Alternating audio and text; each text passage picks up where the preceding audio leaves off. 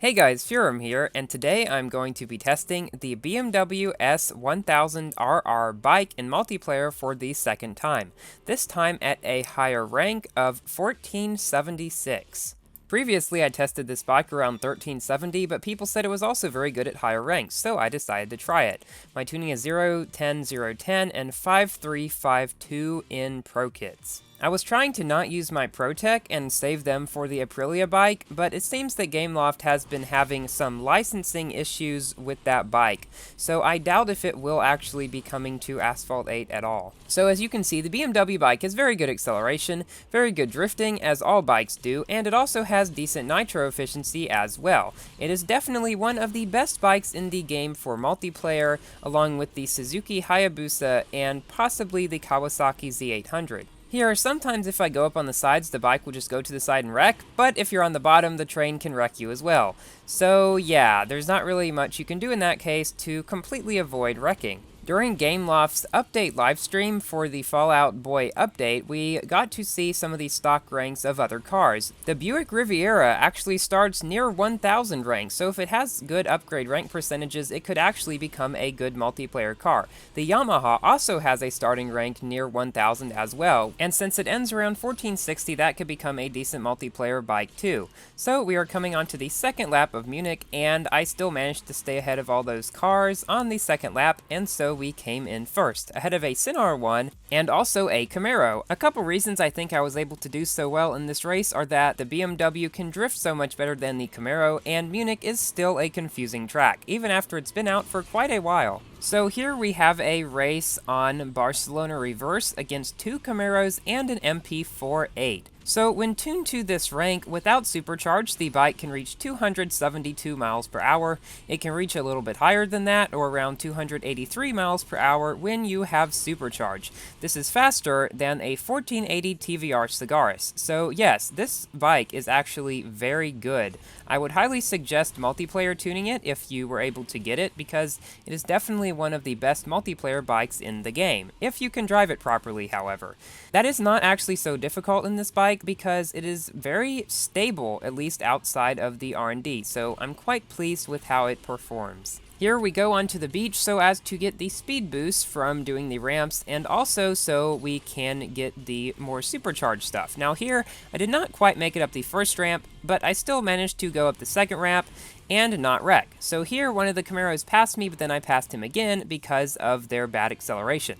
So on a one-lap race, I would have beat both Camaros as well as the MP4-8. But here, because of the Camaro's very fast top speed, he manages to pass me again, and fly far ahead.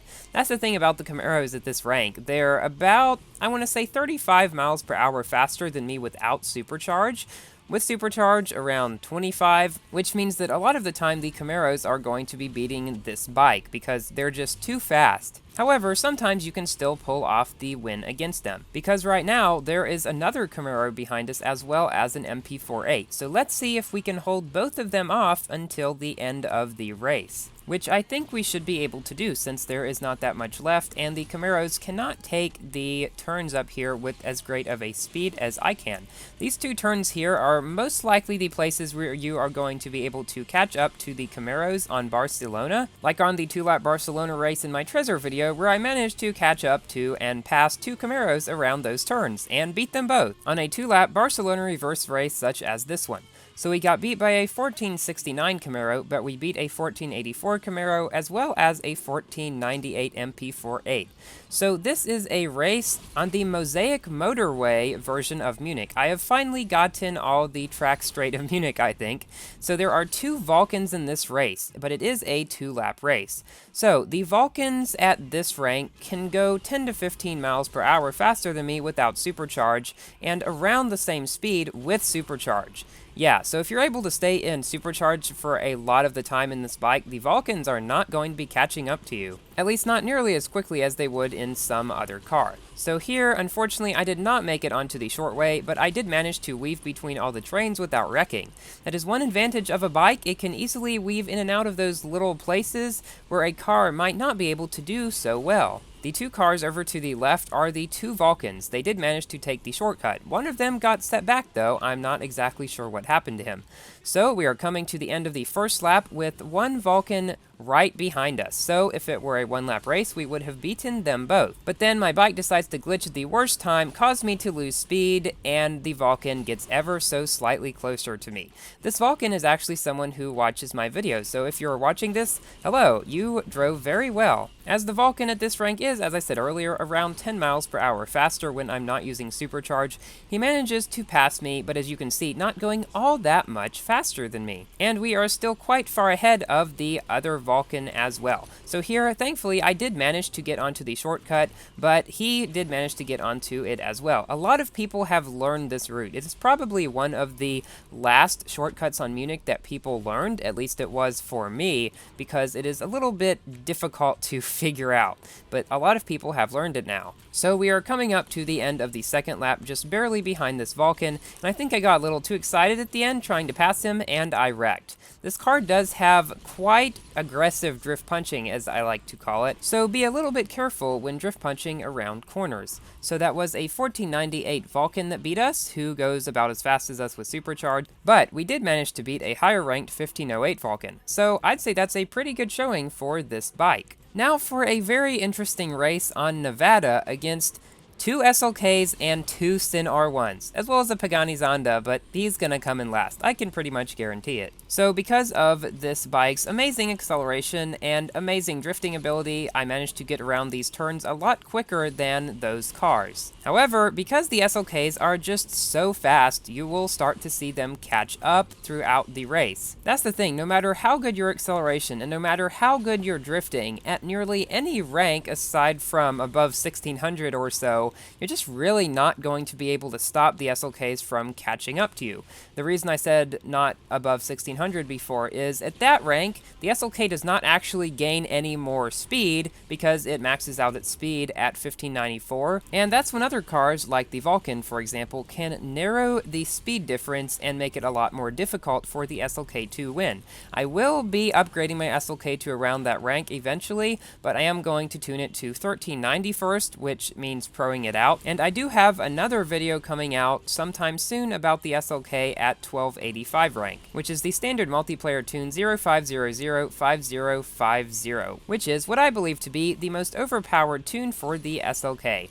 So one of the SLKs took this way, the one that managed to pass me, and the other one took the other way. If it had been a one-lap race, I would have beat that second SLK by a long shot, which is quite surprising, seeing as Nevada is a long track with lots of long places, so I would think that he would have caught up. And he's still off the map. But even though we're getting fairly close to the end of the second lap, I have learned never to underestimate the catch-up ability of SLKs. As you can see, that one who is behind me right now is catching up very quickly. And as you can see, there is nothing I can do about it. I can't do enough air tricks to be able to stop him from catching up. They're just too fast. And so, as we enter the tunnel, the SLK manages to pass me and push me to the side, thankfully not knocking me down. But even though he goes the way in there, which is actually the best way for the SLK, and I take the shorter route, he manages to beat me. I nearly beat an SLK on 2 laps, Nevada. That's pretty good. Oh yeah, and those two Sin R1s in the race, they were nowhere to be found. Bikes like this one may be hard to tame, but they are definitely powerful when you do manage to tame them and drive them properly.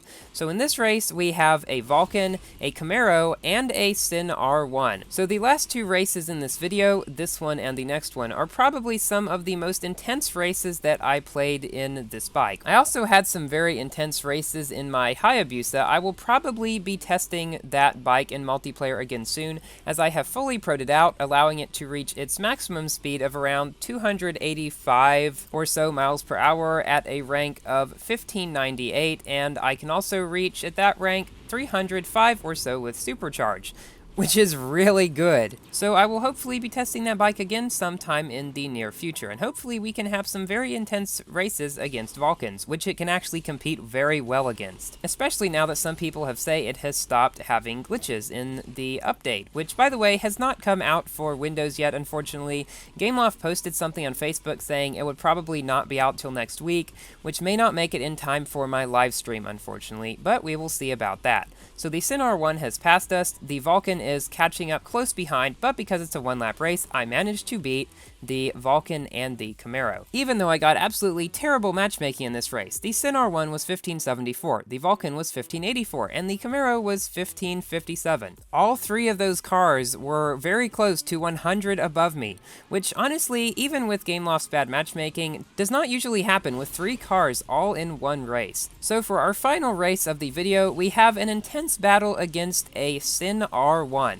Yes, this is another one. They are very popular in multiplayer now because of all the ones that people got through the multiplayer season. Interesting fact about the M2 Special Edition, it can reach its maximum speed of 290 miles per hour at a lower rank than the Sin R1 can reach that speed. So even though I will definitely be trying to win the M2 Special Edition at a low rank, probably multiplayer tuned with the standard tune, I will definitely be testing it in higher ranks as well, because it keeps its proficiency pretty well up to around 1550 rank or so. That car directly behind me right now is the Sin R1, but because I managed to take the turns better than he did, I managed to pull away from him. Now, he is a rank 1561, which should be 15 or so miles per hour quicker than my bike without supercharge, and maybe 5 to 10 miles per hour faster my bike with supercharge. So here, even though I didn't make the jump, I went over here, he wrecked, but then I wrecked. So at this point I was thinking, whoever starts up faster will win this race. Thankfully, the bike starts up faster than the Sin R1, and even though he starts catching up, I beat him fair and square. Bikes are not as bad as a lot of people think they are. So thank you for watching, guys. Please like the video if you enjoyed, and consider subscribing for more Asphalt 8 content, and I will see you later. Goodbye.